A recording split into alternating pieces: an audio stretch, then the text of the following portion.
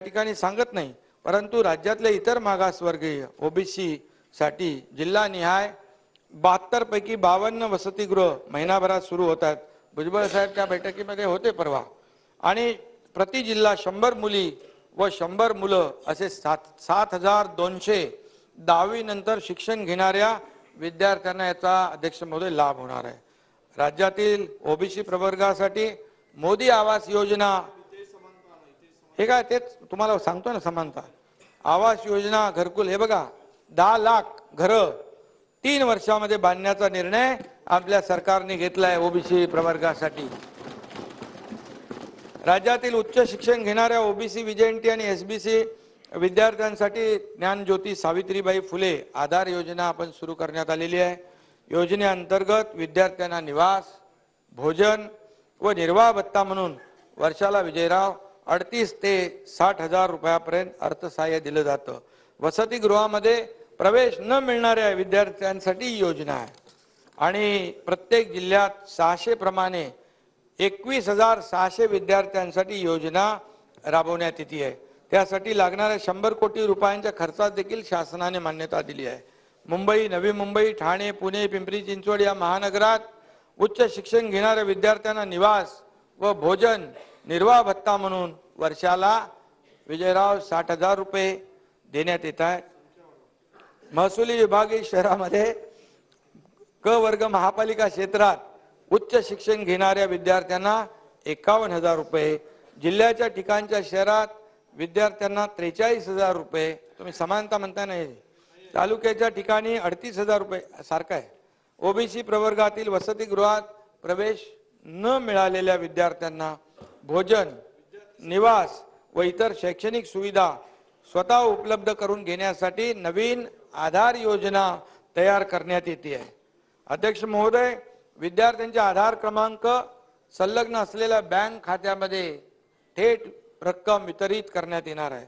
OBC विजयंती आणि या प्रवर्गातील गुणवंत मुला-मुलींना परदेशात उच्च शिक्षणासाठी शिष्यवृत्ती योजनेअंतर्गत विद्यार्थी संख्येमध्ये 50 वरून 75 संख्या वाढवलेली आहे आणि हा निर्णय आपण घेतलेला आहे। सावित्रीबाई फुले शिष्यवृत्ती योजनेच्या रकमेत 3 ते 4 पटीने वाढ केलेली आहे। ओबीसी महामंडळासाठी 20% बीज भांडवल, थेट कर्ज योजनेसाठी 5 कोटीची तरतूद, विविध राज्य आणि राष्ट्रीय महामंडळाच्या योजनात 35,938 लाभार्थ्यांनी 204 कोटी 68 लाख कर्ज वाटप त्यांना आपण केले आहे। 400 रेकॉर्ड आतापर्यंत 496 अरे विरोधी पक्ष नेते जे चांगलं केलंय त्याला चांगलं कधी बोलणार की नाही। आणि 496 लाभार्थ्यांना 1 कोटी 64 लाख व्याज परतावा देखील केलेला, आपण व्याज परतावा देखील केलाय। संत काशीबा गुरव युवा आर्थिक विकास महामंडळ आणि जगज्योती महात्मा बसवेश्वर आर्थिक विकास महामंडळ या दोन्हीसाठी प्रत्येकी 50 कोटी भाग भांडवल देखील मंजूर केलेला आहे। अध्यक्ष महोदय, महात्मा ज्योतिबा फुले संशोधन व प्रशिक्षण संस्था महाज्योती नागपूर ही स्वायत्त संस्था आहे। महाराष्ट्रातील इतर मागासवर्ग, विमुक्त जाती, भटक्या जमाती व विशेष मागास प्रवर्गातील समाज घटकांच्या शैक्षणिक आणि सामाजिक आर्थिक विकासासाठी महाज्योती काम करते आहे। महाज्योतीतर्फे स्पर्धा परीक्षेसाठी विद्यार्थ्यांना प्रत्येक महिन्याला 13,000 विद्यावेतन देण्यात येते, तर 18,000 ते 12,000 इतका आकस्मिक निधी देखील देण्यात येतो। दिल्ली तसेच पुणे येथे UPSC, MPSC, set net, military भरती, MBAचं प्रशिक्षण देखील देण्यात येतं। अध्यक्ष महोदय, PhDला पाठवायचे आहेत असे 6,000 विद्यार्थी प्रशिक्षण घेत आहेत। विजयराव यूपीएससी साठी 50,000 रुपये प्रत्येक विद्यार्थ्याला अर्थसहाय्य करते, तर मुलाखतीकरिता 25,000 रुपये प्रति विद्यार्थी अर्थसहाय्य या ठिकाणी केलं जातं। यूपीएससी मध्ये आतापर्यंत 34 विद्यार्थी यशस्वी झालेत। IAS, IPS, IRS मध्ये देखील या ठिकाणी MPSC मध्ये देखील 131 विद्यार्थी राज्यात विविध पदांवर काम करतात। आपल्या ओबीसी प्रवर्गातील. केंद्र सरकार व राज्य शासनाच्या विविध परीक्षांमध्ये 566 उमेदवार यशस्वी झालेले आहेत. PhD करता एकूण 5 वर्षासाठी महाज्योती मार्फत अर्थसहाय्य करण्यात येतं. यात प्रत्येक विद्यार्थ्याला 5 वर्षासाठी 29,68,000 इतकं अर्थसहाय्य करण्यात येतं. एकूण 1884 विद्यार्थ्यांना विजयराव महाज्योती लाभ देते. 148 विद्यार्थ्यांनी त्यांची PhD वेळेत पूर्ण केलेली आहे. ओबीसी VJNT SBC विद्यार्थ्यांना देखील उच्च दर्जाचं कौशल्य विकास प्रशिक्षण देखील देण्यात येतं. अध्यक्ष महोदय, केंद्र सरकारची कंपनी असलेल्या Indo German tool room CIPET आणि विविध सेक्टर स्किल काउन्सिल मार्फत हे प्रशिक्षण दिले जातं.